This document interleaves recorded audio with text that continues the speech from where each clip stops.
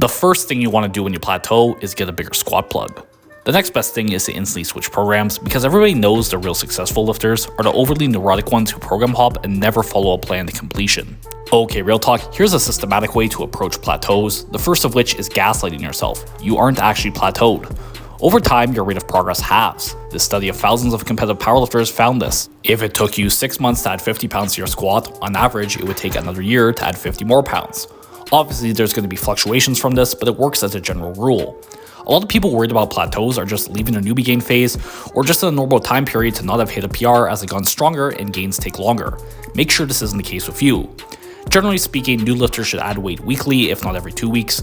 Intermediates, they should be adding weight at least every training cycle, and more advanced lifters may take multiple training cycles. The next issue to look at is your outside the gym variables. These are things like diet, namely protein and calories. Are you hitting these? Make sure you're getting enough sleep as well, and also check if you have major life stresses. For example, I had a lifter I coached recently finishing his PhD defense. Not exactly a surprise if things feel a bit harder with that. The point here is don't jump to change your program, which may be perfectly fine when the issue is something completely beyond it and will harm your progress regardless of what program you're doing. Something else that will help your progress and beat plateaus is creatine, like from Tasty Gains, sponsored this video. They make these delicious creatine gummies, no gritty taste like the powder. Their gummies are third-party tested, ensuring no contaminants and honest dosages. Creatine is linked to a 1/3 increase in the rate of gain of muscle. It's definitely worth it. You can get some at the link in the description and pinned comment. Thank you to Tasty Gains. Okay, so now say you have gone for what is too long for your experience level without a PR, and everything outside of the gym is in check. Now we must change our program. But what do we change first?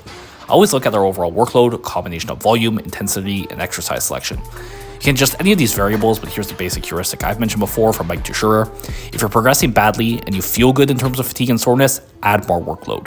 If you're progressing bad and feel bad, then reduce workload. This is the simplest lever to pull. Now, if adjusting workload because you are under or overtraining doesn't fix it, it becomes much more complex because obviously there are so many program variables you can change. You have to do your best to try and make an informed guess though. Like, hey, my bench always feels unstable in the chest. Maybe I should try out some long pause bench to work control. Or my squat technique always feels rusty. Maybe I could try out a bit more frequency to get more frequent skill practice in. And when you're making these changes, only make a few at once, ideally only one per lift. That way you can isolate cause and effect better. If you change 10 things at once, how do you tell what is or isn't actually working for you? So when it comes to plateaus, make sure you're actually in one, you're nailing things outside the gym, and your workload is appropriate, and then start experimenting.